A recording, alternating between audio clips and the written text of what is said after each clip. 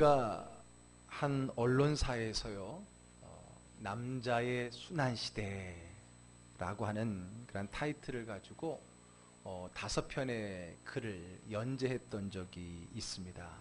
남자의 순환시대. 첫 번째가 20대 답이 없다라는 제목이었습니다. 답이 없다. 요즘 청년들의 실업 문제에 따른 애환을 그린 거지요. 답이 없다.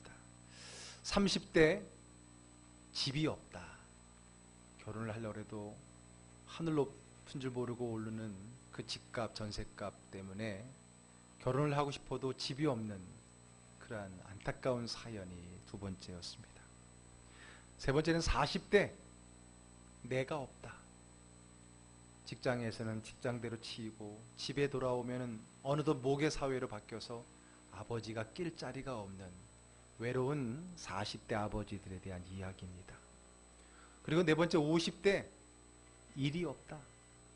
일찍 실직을 하고 명퇴를 해서 일을 찾지 못하는 그 50대의 고민이고요. 그리고 마지막 60대 낙이 없다.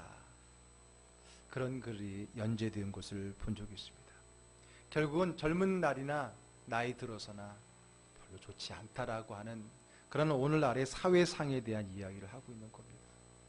그런데 그것이 남자의 순환시대일 뿐이지 여자의 순환시대라고 말하면 또 없을까요? 20대부터 60대까지 다 있을 수 있죠. 결국은 남녀노소 모두 힘들다라고 하는 겁니다. 아니 그렇게 생각하고 그런 마음으로 사는 사람이 많다라는 겁니다.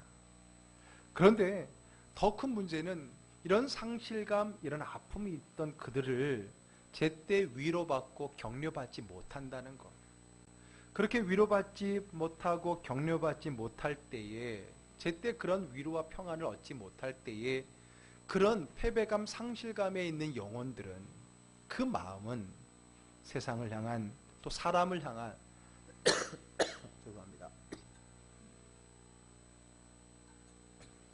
세상을 향한 울분과 분노로 바뀌게 되고 그런 분노가 쌓이게 된다라고 하는 겁니다. 그래서 여러분 가끔 뉴스를 보게 되면 아무 이유 없이 누군지도 모르게 묻지마 폭행, 묻지마 살인과 같은 그런 일들이 우리 주변에서 많이 일어나고 있습니다. 사회적 분노 장애라고 말할까요? 분노 조절 장애. 그런 일들이 우리 주변, 우리가 사는 이 사회에 남녀노소 할 것 없이 팽배해 있는 그런 시대를 살아가고 있습니다. 오늘 본문에는요, 이런 울분으로 생긴 한 가족과 한 나라의 안타까운, 그러면서도 위태로운 그 사건이 하나 나타나고 있습니다. 이스라엘 민족이 가나안 땅에 정착하고 나서요, 얼마간은 사사시대라고 하는 시대를 걸칩니다. 아직 왕국시대가 아니라 하나님이 필요에 의해서 사사를 세우셔서 그 땅을 다스리게 했던 시대입니다. 그런데 그 사사시대는 마지막 사사 사무엘 끝나게 되어지고 이스라엘 백성들의 요구에 의해서 어쩔 수 없이 그 나라에도 왕을 세우게 됩니다. 그때 첫 번째 왕으로 세워진 사람은 베냐민 지파에서의 사울이라고 하는 사람입니다. 그가 하나님의 택함을 받고 이스라엘 나라의 초대 왕이 되었어요. 그런데 그가 다윗이라고 하는 새로운 인물이 등장하면서 점점 그가 타락의 길을 걸어가게 됩니다. 다윗이 골리앗을 이기면서 국민적인 영웅이 되면서 사울왕의 심기는 점점점 더 불편해지기 시작했습니다. 나라를 위기에서 구하고 더군다나 이제는 자신의 사위가 되었는데도 사울왕의 마음은 편치 않았습니다. 오히려 분노와 울분으로 쌓이게 되었다라고 하는 거예요. 그러면 왜 그렇게 한 나라의 업적을 치우고 자기가 힘들었던 그 싸움을 이기게 했던 그 장수, 또 사위인 그가 그 사울왕의 분노와 울분의 도구가 이유가 되었느냐는 거예요. 그것은 다름 아닌 생각 없는 여자들의 노래 때문입니다. 이게 무슨 말인가? 자, 우리 앞에 18장으로 한번 가보겠습니다. 18장의 6절, 7절, 8절의 말씀을 한번 같이 읽어볼까요? 무리가 돌아올 때 곧 다윗이 블레셋 사람을 죽이고 돌아올 때에 여인들이 이스라엘 모든 성읍에 나서 노래하며 춤추며 소고와 경쇠를 가지고 왕 사울을 환영하는데 7절 여인들이 뛰놀며 노래하여 이르되 사울이 죽인 자는 천천히요 다윗은 만만이로다 한지라. 사울이 그만에 분쾌하여 힘이 노하여 이르되 다윗에게는 만만을 돌리고 내게는 천천만 돌리니 그가 더 얻을 것이 나라 말고 무엇이냐 하고. 예. 오늘 전쟁에서 승리를 하고 돌아오는 사울 왕과 또 그 혁혁한 공을 이룬 한 사람이 다윗이 오는 그 승전의 자리에서, 돌아오는 자리에서 많은 사람들이 그것을 노래로 불러 부른 거예요. 오늘 보니까 여자들이 노래를 불렀다고 하는 건데 다윗이 죽인 사람이 만만이라는 거예요. 그러면 다윗만 만만이다라고 얘기해서 하면 될 텐데 거기에다 왜 하필이면 사울이 죽인 자는 천천히라고 하면서 비교해서 노래를 부르냐 하는 거예요. 결국 그 말은 이제 모든 민심이 왕이 아닌 조금 전에 전쟁의 공로자인 그 다윗에게로 쏠리고 있다라고 하는 거죠. 그런데 그냥 칭찬만 하면 되는데 남을 비교하면서까지 하니까 그 비교를 당하는 그 사울 왕의 마음이 힘들어지기 시작한다는 거예요. 우리 딸도 제가 가끔 가다가 뭐 누구는 이러면 당장 그래요. 비교하면 안 돼요. 딱 얘기하더라고요. 아주 들은 건 있어가지고요. 절대 남하고 비교하지 말아주세요라고 당당하게 이야기를 하더라고요. 이 나음에게 비교당하는 그 마음에 대한 아픔과 분노와 울분이 생겨나기 시작했다는 겁니다. 우리도 조심해야 됩니다. 우리들의 생각 없는 말에 누군가가 상처를 받고 울분이 쌓일 수 있다라고 하는 것을요. 그래서 입이 지혜로워야 됩니다. 누군가에게 울분을 심지 않도록 늘 조심하기를 주의 이름으로 축복합니다. 저도 마찬가지겠고요. 자, 그건 그렇고 사울도 그랬습니다. 한 나라의 왕으로서 더군다나 자신의 사위가 될 사람인데 그냥 함께 좋아해 주면 될 일을 혹 그것이 마음에 걸린다면 그런 비교적인 노래를 불렀던 여인들을 따로 불러다가 혼내면 될 것이지, 그것 때문에 아무런 죄가 없는 그 다윗을 미워하는 것을 보게 되면 그의 마음도 건강하지 못한 마음이었던 것 같습니다. 결국은 사울의 그 상한 마음은 울분으로 바뀌기 시작합니다. 여러분, 우리도 울분을 잘 처리하고 있는지 스스로 돌아보아야 됩니다. 내 마음의 울분이 과연 정당한 것인가? 정당한 것인가? 사실 대부분의 울분은 정당하기보다는 자기의 그 마음을 받아들이지 못하는 자기의 상처난 마음, 그 마음 때문에 결국은 스스로 더 힘들고 어려워져서 분노하는 경우도 많이 보게 되어집니다. 우리 스스로 한번 생각해 봐야 됩니다. 내가 품고 있는 이 분노가 하나님 앞에 정당한 것인지, 내가 하고 있는 이 마음이 정말 하나님 앞에 올바른 것인지를 우리는 스스로 돌아보아야 됩니다. 이 울분이 옳은 것인가? 혹시 그것이 사탄에게 놀아나는 것은 아닌가를 우리는 돌아보아야 됩니다. 사탄은요, 기회주의자예요. 우리 마음속에 그런 조그만 섭섭한 마음, 조금 마음에 분노하는 마음만 생기면은 여지없이 그 마음을 이용합니다. 여지없이 그 마음을 가지고 그 마음에 어둠을 심어버리고요, 쓴뿌리를 만들어내고 그것을 통해서 또 누군가에게 상처를 주는데 앞장서는 사람으로 만들게 되어지는 거예요. 여러분 마음이 그런 분노로 쌓이지 않기를, 여러분 마음이 그런 울분으로 가득 차지 않기를 주의 이름으로 축복합니다.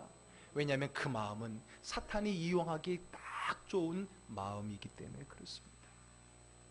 그래서 성경에는 화를 내어도 그 날 안에 다 정리해야지, 그것을 자꾸 누르고 숨기고 감춘들 되지 않습니다. 그것은 더 큰 정죄의 마음을 가지고 누군가에게 비수를 꽂는 말이 되어 나올 수 있다라고 하는 겁니다. 지금은 혼미한 세대입니다. 누구나 울분을 품기 쉬운 상황입니다. 정말 불의한 그런 모습들 때문에 속이 터지고 가슴이 답답하고 막 내 안에 있는 끓는 그 감정을 누군가에게는 폭발해 놓고 싶은 그런 삶이 이 삶 가운데, 이 사회 가운데 얼마나 많은지 모릅니다. 심지어는 정의, 공의라고 하는 그 포장되어진, 아주 깔끔하게 포장되어진 그것을 가지고 결국은 자기의 분노를 표출하는 사람들도 있어요. 겉으로는 공의, 정의입니다. 정당합니다. 그러나 그것을 말하지만 그 안에는 결국은 자기의 그 쓴뿌리, 자기 안에 있는 분노의 그 마음을 그런 정당한 포장지에 입혀서 쏟아내는 경우가 얼마나 많은지 몰라요. 저는 그랬어요. 최근에는요, 공의, 정의, 막 그런 걸 가지고 막 이렇게 목 놓아서 하는 사람들 보면은 좀 두려울 때가 많이 있어요. 정말 저들이 말하고 싶은 것이 정의인지, 저들이 말하고 싶은 것이 공의인지, 혹시 그것을 이용한 자기 안의 상한 심령, 자기 안에 있는 그 어두운 마음을 표출하고 싶은 것은 아닌지, 오늘 그런 시대를 우리가 살아가고 있다라고 하는 겁니다. 16세기에 프랑스의 철학자고 사상가였던 퐁데뉴라고 하는 사람이 있는데요, 그 사람이 이렇게 말했답니다. 분노는 기묘한 사용법을 지닌 무기다. 분노는 기묘한 사용법을 지닌 무기인데, 대부분의 무기는 사람이 사용하지만은 이 분노라는 무기는 오히려 사람을 사용한다. 그렇게 표현을 했어요. 적절한 표현입니다. 우리가 다른 감정들은 내가 사용하는 것 같지만 사실 이 분노라는 감정은 내가 사용하는 게 아니라 분노가 나를 이용하는 거라고 정확하게 통찰했던 것을 보게 됩니다. 여러분, 그 분노에 사용되지 않기를, 그 울분에 여러분들의 마음이 쓰여지지 않기를 주의 이름으로 축복합니다. 아멘. 왜냐하면 그 분노는, 그 울분은 또 누군가에게 좀비처럼 울분과 분노를 생산하기 때문입니다. 분노, 어떤 감정이든 간에 항상 확장성이 있어요. 전염성이 있는 거예요. 그렇다면 이 사회가 아름다워지고 여러분 주변에 행복해지려면 우리는 이런 부정적인 어둠을 발산하는 게 아니라 긍정적이고 기쁘고 환한 그 아름다운 말과 삶을 함께 퍼뜨리며 이 세상을 아름답고 행복한 세상으로 바꿀 수 있게 되기를 주의 이름으로 축복합니다. 아멘. 어쨌든 그렇습니다. 이 세상은 많은 마음의 상처를 입은 사람들이 그 마음을 분노와 울분으로 뿜어내고 살아가고 있다는 거예요. 그런데 오늘 본문에 등장하는 사울도 그렇다는 거예요. 그 사울도 오늘 그 마음이 편치 않았죠. 여러 가지 또 하나님 앞에 버림받은 그런 모험도 있었고, 더군다나 다윗의 등장으로 말미암아 그 마음의 분노와 울분은 더 심각해지게 되었다라고 하는 겁니다. 그러자 결국은 다윗은 이런 왕이자 장인인 사울의 울분과 분노 앞에서 죽음의 위기를 겪게 되어집니다. 그리고 이런 억울한 일로 목숨이 위태워진 다윗 자신도요, 분노와 울분에 쌓일 수 있었을 겁니다. 안 그렇겠습니까? 억울하잖아요. 내가 뭐라 그랬나? 나는 왕을 위해, 나라를 위해, 하나님을 위해 열심히 싸워서 이긴 죄밖에 없는데 그것을 가지고 내가 누구에게 미움을 당한다는 것은 어쩌면 억울하잖아요. 그러므로 그 억울한 마음은 또 다른 분노와 울분으로 바뀔 수 있는 거잖아요. 그런데 너무나 감사한 것은 이 다윗에게 그런 분노와 울분이 전염되지 않았다는 거예요. 왜요? 다윗은 그것을 능히 이겨낼 수 있을 만큼의 인격적으로 신앙적으로 성숙하기 때문에요. 물론 그런 것도 있겠죠. 그러나 오늘 본문을 보게 되면 그것은 단순한 다윗 자신만의 역할은 아니었던 겁니다. 그 사울왕의 울분과 분노가 다윗에게 이르지 않도록, 흘러가지 않도록 그 중간에서 그것을 막아주었던, 완충해 주었던 인물이 하나 있었기 때문이에요. 그가 누굽니까? 바로 사울의 아들 요나단입니다. 요나단. 사울의 아들이라면은 사울이 왕이니까 그의 아들은 왕자겠지요. 그런데 요나단은 그냥 왕자가 아닙니다. 많은 왕자들에서 그 아버지의 왕위를 이어받을 1순위 사람이에요. 우리나라는 세자라고 얘기했죠. 세자입니다. 그가 왕위를 물려받을 자, 그 세자. 어쩌면은 사울이 두려워했던 것은 지금 다윗이 내 왕위를 뺏을까봐 라고 하는 것보다는 내 이후에 요나단이 아니라 다윗이 왕이 될까봐, 그게 두려웠던 거죠. 이미 자기는 왕도 많이 해왔고 또 자기 사위고, 설마 인격적으로 봐서 그 친구가 나를 무너뜨릴 것 같지는 않거든요. 근데 문제는 다음이었던 겁니다. 다음이었던 거예요. 우리 집사님 우리 기도했던 것처럼 아직 오지도 않은 것을 미리 생각하면서 두려움에 떨게 되었던 거고요. 나름대로는 그 아들 요나단을 지켜주기 위해서 더 미워했는 줄로 모릅니다. 그런데 그 아버지가 자기 때문에 미워했던 그 사람, 자기가 끼어든 그 일에 오히려 자기는 그와 다른 마음을 가지고 있다라고 하는 겁니다. 그러나 그렇지 않았습니다. 자신의 왕자를 지키고자 했다면은요, 오히려 아버지의 뜻에 따라서 자기의 왕위를 빼앗을지도 모르는 그 다윗에 대해 더 격한 감정을 보여야 되는 것이 요나단이었을 것입니다만, 그는 그렇게 하지 않았습니다. 아버지의 울분과 분노를 이어받지 않았습니다. 울분으로 다가가지 않고 오히려 위로자로 다가가 다윗을 도왔습니다. 오늘 내용의 핵심은 바로 위로입니다. 위로와 격려입니다. 울분과 분노를 끝내고 위로와 격려로 다가갔던 그 사람이 바로 사울과 다윗 사이에 있었기 때문에 사울의 분노와 울분이 다윗에게로 흘러가지 않을 수 있었다라고 하는 겁니다. 원수가 원수를 낳고 분노가 분노를 낳을 것인데 사울의 분노가 다윗의 분노로 이어지지 않았다는 것, 그것은 바로 그 사이에 그 분노의 사슬을 끊어낸 요나단의 믿음이 있었고 삶이 있었기 때문이라는 겁니다.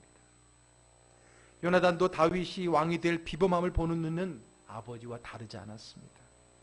그러나 아버지는 그 사실을 두려움으로 보았지만은 요나단은 희망으로 보았습니다. 똑같은 일을 누구는 두려움으로 보았지만 누구는 희망으로 보았다는 거예요. 어떻게로 보느냐에 따라서 그들의 마음의 상태가 달라지는 것을 보게 됩니다. 자, 오늘 본문은 이런 울분과 분노의 노예가 되어서 다윗을 죽이려고 하는 사울에게서 다윗을 지키고 보호하는 요나단의 모습을 우리가 보게 됩니다. 사울 왕을 피해서 여러 차례에 걸쳐 숨다가 오늘 본문에는 십광야의 수풀에 숨어 있었습니다. 누가요? 다윗이. 그런 다윗을 요나단이 찾아갑니다. 그리고 이렇게 이야기합니다. 오늘 본문의 16절, 17절을 함께 읽습니다. 사울의 아들 요나단이 일어나 수풀에 들어가서 다윗에게 이르러 그에게 하나님을 힘있게 의지하게 하였는데 17절 곧 요나단이 그에게 이르기를 두려워하지 말라.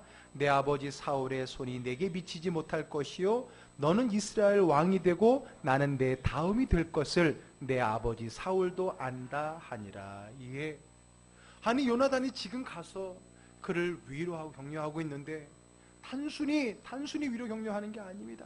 오늘 네가 왕이 될 거라는 것까지도 대놓고 이야기를 하고 있는 거예요. 어떻게 그럴 수 있을까요? 저는 이것이 바로 요나단의 영적인 안목이 있기 때문이라는 겁니다. 어떻게 요나단은 아버지 편에 서지 않고 아버지 원수 다윗의 편에 서서 그를 위로할 수 있을까요? 심성이 좋아서, 원래 심성이 좋아서 이렇게 인간적인 인격적인 것으로만 말할 수 있겠습니까? 아닙니다. 다윗에게 사울을 피해 도망하라고 하지 않고 보이지 않는 하나님을 의지하라고 하나님을 이야기하는 것을 보게 되면 단순한 심성이 아니라 신심입니다. 신심. 하나님을 향한 그 믿음이 있기 때문에, 그 믿음의 시각이 있기 때문에 지금 이렇게 위로하고 격려할 수가 있는 것입니다. 사람의 생각으로 본다면 그 사람의 생각이 바뀔 수도 있는 거죠. 그러나 하나님의 관점은 다르다는 겁니다. 다윗, 그는 하나님이 세우신 사람이라는 믿음이 그 안에 있었던 거예요. 단순히 나보다 낫다라는 그런 인간적인 우열의 관계가 아니라 하나님이 이 사람을 앞으로 이 나라의 왕으로 세우셨다라고 하는 그 하나님의 뜻에 대한 믿음의 확신이 요나단에게 있었던 겁니다. 어떤 사람들은 요나단이 다윗과 정말 우정이 깊다, 심지어는 어떤 사람은 너무 오버해갖고 사랑까지 했다라고 말하고, 야 정말 요나단이 정말 대단한 심성, 그래서 우정을 대표하는 사람으로 많이 이야기하는데, 물론 틀린 건 아니겠지만 거기까지가 아니라 그 이상입니다.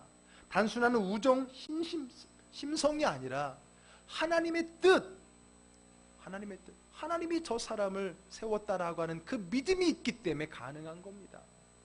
여러분, 인간적 관계로 나보다 낫다고 한다면 까짓건 내가 좀 더 열심히 해서 그보다 잘나면 되잖아요.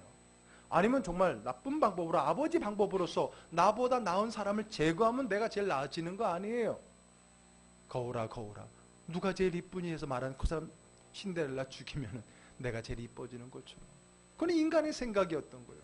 그러나 오늘 요나단은요, 그가 단순히 인간적인 관계에 나보다 우위에 있다는 게 아니라 하나님이 그를 선택하시고 세웠다라고 하는 하나님의 관점에 하나님의 믿음을 가지고 있었기 때문에 이런 놀라운 우정과 은혜를 누릴 수 있었던 거라고 하는 겁니다. 그러게 그는 이것으로 자신을 다음의 왕위를 받지 못하는 일이 생겨도 그것을 받아들일 수 있었던 것입니다. 아버지이자 왕의 명령 뜻을 어기면서까지 다윗을 지켜줄 수 있었던 것은 하나님의 뜻, 하나님에 대한 그 생각이 그의 마음속에 있었기 때문이라는 겁니다. 로마서 8장 6절의 말씀을 한번 보겠습니다. 한번 같이 읽어볼게요. 육신의 생각은 사망이요 영의 생각은 생명과 평안이니라. 아멘. 오늘 이 말씀의 육신과 그리고 영이라는 말을 사울과 요나단으로 바꾸면 똑같을 거예요. 사울의 생각은 사망이고 요나단의 생각은 생명과 평안이라는 거예요. 인간적인 마음을 가지고 분노와 울분을 갖는 그 마음은 사망입니다. 자기도 죽고 남도 죽이는 겁니다. 그러나 울분과 분노가 아니라 하나님에 의해서 생명으로 부여받은 영의 믿음의 영의 생각을 가진 사람은 생명, 내 안에도 생명이 있고 또 누군가를 살릴 수 있는 생명의 마음을 갖고 그 안에는 무엇이요? 평안이 있다라고 하는 겁니다. 할렐루야. 아멘. 여러분들은 어떻습니까? 여러분들도 이 어떤 환경을 보든 사람을 보든 영적인 안목으로 보고 계십니까? 아니면은 사람의 육신의 안목으로 보고 있습니까? 관계의 안목을 보고 있습니까? 우리는 그 모든 것을 뛰어넘어서 영의 안목, 주님의 관점으로 모든 것을 볼 수 있게 되기를 주의 이름으로 축복합니다. 왜냐하면 그래야 내 안에 생명이, 내 안에 평안이 임할 수 있기 때문에 그래요. 인간적인, 육신적인, 세상적인 것으로 보아서 우리에게 평안할 수 있는 것은 없습니다. 아버지의 분노를 이어받지 않고 도리어 위로자가 될 수 있었던 것은 그 마음의 육신의 생각이 아니라 영의 생각, 영의 안목이 있었기 때문에 로마서 말씀처럼 그 안에는 아버지에게는 사망이 있을지 모르지만 그의 아들에게는 생명과 평안이 있었습니다. 그러므로 그에게 과감하게 네가 왕이 되고 내가 그 다음이 되겠다라고 말할 수 있었던 것도 포기가 아니라 평안의 마음에서 하나님의 뜻을 따라 할 수 있었던 것입니다. 여러분 잘 생각해 보세요. 왜 내 안에 자꾸만 불안하고 왜 내 안에 평안이 없는지, 그것은 욕심 때문에, 그것은 육적인 시각 때문에 그렇지 않습니까? 인간적인 육신적인 생각 때문에 우리 모든 게 다 불만스럽고 불편하게 되어지고 걱정되는 것 아닙니까? 사실 우리가 하는 많은 걱정, 근심의 대부분은 욕심에서 비롯된다라고 누가 이야기하더라고요. 누가 이야기할 것 없이 나 자신을 돌아봐도 내가 불편해하고 힘들어하고 억울해하고 분노하는 그 모든 것은 사실은 욕심 때문입니다. 자기 때문입니다. 예수님은요, 자신 때문에 분노하지 않으셨어요. 예수님의 신약성경에 보게 되면 그분이 몇 번 화를 낼 때가 있어요. 그건 다름이 아니에요. 자기를 욕하고 자기를 미워하고 자기를 손가락질하고 자기를 오해하는 사람 때문에 화낸 적은 없어요. 심지어는 십자가에 못 박히기 전에서도 마찬가지예요. 언제 화를 내셨는가? 누군가가 추회전에 가야 되는데 그것을 방해할 때, 어린아이가 주님께 오는 것을 방해했을 때에, 이방인들이 하나님 앞에 와야 되는데 그 장소를 장사치의 자리로 바꾸었을 때, 이럴 때 화를 내셨어요. 예수가 그리스도다라고 하는 그 진실을 사람들이 거부할 때 화를 냈지, 자신이 욕을 당하고 죽임을 당하는 그 문제에 대해서는 그분은 화를 내지 않았던 것입니다. 근데 우리는 어떻습니까? 내가 화내고 내가 그렇게 분노하는 많은 일들이 정말 진리, 생명의 일이었습니까? 아니면 여러분들의 알량한 자존심, 여러분들이 빼앗기고 싶지 않은 여러분들의 욕심 때문은 아니었는지 돌아보아야 됩니다. 오늘 그런 면에서 요나단은요, 위대한 다윗이 되게 하기 위한 놀라운 역할을 요나단이 해주었던 겁니다. 생각해 봅니다. 요나단이 없었더라면 그 분노와 울분을 온전히 받아서 힘들게 왕이 된 그 다윗은 또 다른 분노를 가지고 또 다른 울분을 가지고 그 나라를 그렇게 통치해 나아가지 않았겠습니까? 분노와 울분에다가 권력까지 있어 보세요. 어떻게 본다면 그 다윗이 될 수 있도록, 그가 이스라엘 민족의 성군이 될 수 있도록 그에게 더 이상의 울분과 분노가 임하지 않도록 그를 막아준 그 역할이 바로 다름 아닌 요나단이라고 하는 사람인 것입니다. 요나단은 영적인 안목으로 하나님의 하신 일을 보았습니다. 단순히 인간적인 힘성이 아니라 하나님의 일을 보았습니다.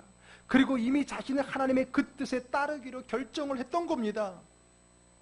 그리고 아직 하나님의 그 뜻을 모르고 힘들어하는 다윗에게 오히려 분노와 울분으로 이 상황을 나쁘게 만들지 않도록 믿음의 충고를 해주고 있는 겁니다.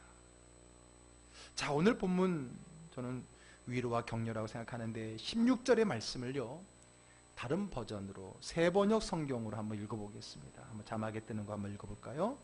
사울의 아들 요나단이 호레스로 다윗을 찾아와서 하나님을 굳게 의지하도록 격려하였다는 거예요. 하나님을 굳게 의지하라고 격려했다는 겁니다. 여러분, 위로와 격려는 같이 가는 겁니다. 위로만 해서도 안 되고요, 격려만 해서도 안 돼요. 위로는 많이 힘들지, 이렇게 마음을 알아주는 게 위로지요. 격려는 뭡니까? 걱정하지 마, 할 수 있을 거야 라고 힘을 북돋워 주는 것이 격려지요. 오늘 그 격려를 사람의 말이 아니라 하나님을 통해서 격려하고 있는 우리 요나단을 봅니다. 저는 그래서 이 요나단이 단순한 의리 혹은 우정이 아니라 이거는 믿음이라고 보는 거예요. 다윗을 찾아와서 하나님을 굳게 의지하라고 격려하고 있는 겁니다. 오늘 우리가 격려를 받을 수 있는 것은 사실 사람이 아니에요. 사실 요나단도 그 애를 지켜주지 못할지 몰라요. 아직 왕이 아니잖아. 왕은 아버지잖아. 그가 격려하는 유일한 메시지는 하나님을 의지하라고 하는 겁니다. 오직 하나님만이 우리의 힘이 되는 줄로 믿으시기를 바랍니다. 오늘 우리가 이 주변에 이렇게 위로와 격려를 하는 삶을 살아야 됩니다. 그런데 그 격려가 그냥 격려, 말의 격려가 아니라 하나님의 격려라고 하는 거예요. 지쳐있는 사람에게 찾아가서 하나님이 함께 하십니다. 하나님이 지켜주십니다. 하나님이 도와주실 겁니다. 그 말이 격려가 되는 거예요. 이보다 더 큰 격려가 어디 있을까요? 요나단은 다윗의 일이 영적인 하나님의 하시는 이름을 보았기 때문에 그런 아버지와 같은 분노의 길을 걷지 않을 수가 있었던 겁니다. 그런데 여러분, 요나단의 격려는 말의 격려로 끝나지 않았다는 겁니다. 요나단은 철저하게 자신을 희생하는 격려를 했던 사람입니다. 아까 말씀이 뭐라 그랬어요? 다윗을 향하여서 너는 이스라엘의 왕이 되고 나는 네 다음이야. 네 다음이야. 여러분, 지금 이 말이 쉽게 나올 수 있는 자리입니까? 자기는 얼마 뒤에 왕위를 물려받을 세자고, 지금 이 앞에 있는 사람은 아버지가 죽이려고 하는 그저 한낱 군사예요. 한낱 그 군사 장군이에요. 그 앞에 가서 당신이 왕이 되고 나는 그 다음이다라고 말하는 거 쉬운 일이 아닙니다. 아버지 뜻을 받드는 척, 왕의 명령을 받드는 척 하면서 내 앞길을 방해할 수 있는 이 사람을 제거할 수 있음에도 불구하고 그를 왕으로 인정해 줄 수 있었다. 자기를 포기하면서 그 생명을 살릴 수 있는 그 사람이 요나단이었다는 겁니다. 입술로만의 위로, 격려하는 자가 되지 마십시오. 위로의 능력이 나타나지 않습니다. 그럼 어떻게 됩니까? 손해봐야 됩니다. 손해봐야 됩니다. 희생해야 됩니다. 내려놓아야 됩니다. 우리 그리스도인들은 왜 세상 사람들에게 손가락질 받습니까? 말만. 이게 우리가 듣는 세상으로부터의 질타 아닙니까? 말은 예수인데 삶은 아니에요. 왜 그래요? 손해보지 않으려고 하는 것 때문에 그래요. 얼마나 약은지 손해보지 않으려고 그래요. 손해는커녕 더 많이 가지려고 교회 오는 경우도 많아요. 손해가 아니라 손해보지 않으려고 교회 오는 성도들이 많다는 얘기예요. 그러나 주님은 말씀하십니다. 손해봐야 된다는 거예요. 내려놓으라는 거죠. 희생하라고 하는 겁니다. 포기하라고 하는 거예요. 그리할 때 이 사회의 분노와 그 억울한 감정들이 진정한 위로와 격려를 통해서 회복이 될 수 있다라고 하는 겁니다. 손해보는 일은 육적으로 보면 불안하고 두려운 일이지만 영적으로는 생명과 평안인 겁니다. 오늘 요나단에게 배울 점이 뭡니까? 내 작은 헌신, 희생 없이는 위로자가 될 수 없고 그 울분을 잠재울 수 없다라고 하는 겁니다.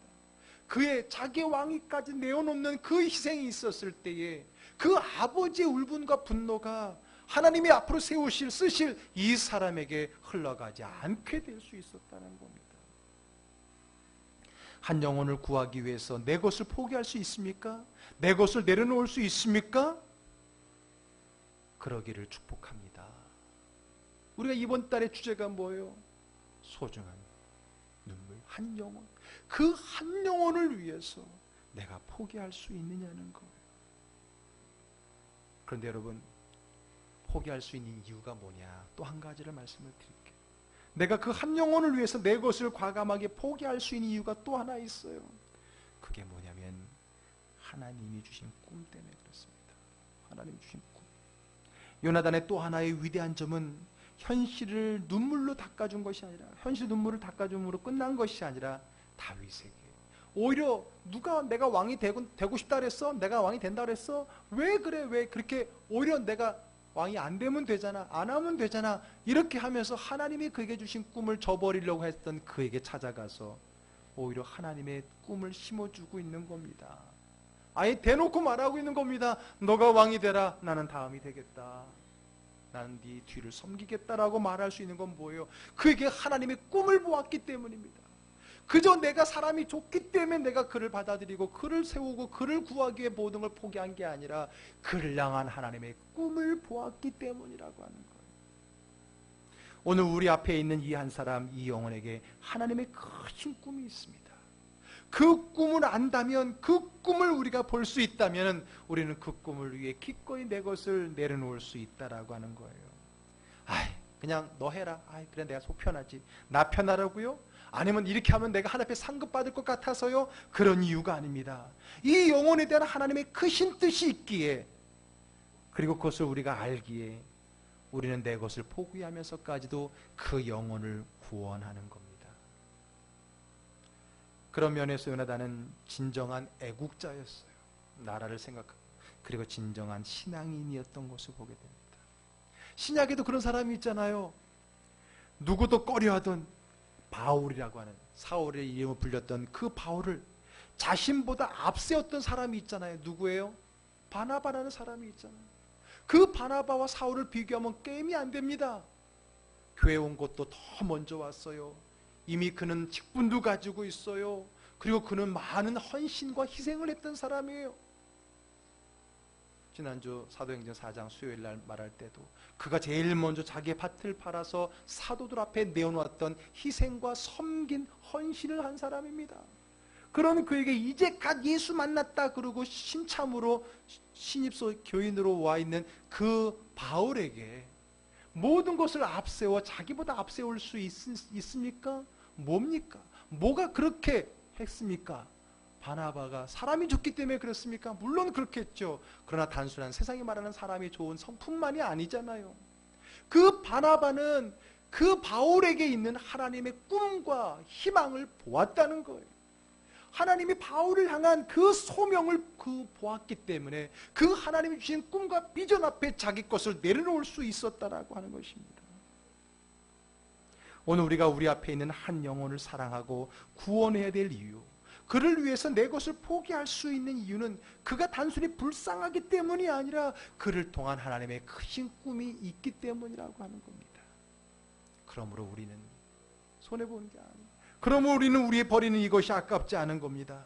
때로는 마음이 찢어지고 때로는 어이없는 모함을 당해도 자고 나면 회복이 되고 자고 나면 회복이 되는 이유는 우리에게 하나님이 주신 꿈이 있기 때문입니다. 할렐루야. 오늘 저 사람이 안타깝고 불쌍한 마음도 있겠지만은 더 나아가서 하나님이 저 사람을 통한 위대한 그 꿈을 내게 보여주셨기 때문에 나는 그 일에 동참하고 나는 그 일을 위해서 기꺼이 내 것을 버릴 수가 있었던 겁니다. 단순히 요나단이 사람이 좋아서 이렇게 우정의 이야기로, 세상적인 이야기로 이 본문을 끝내면 안 됩니다. 그러나 하나님이 주신 비전을 보았고요, 하나님이 그를 통해서 하실 그 꿈을 보았기 때문에 그는 버릴 수 있었던 거예요. 오늘 우리도 그래야 됩니다.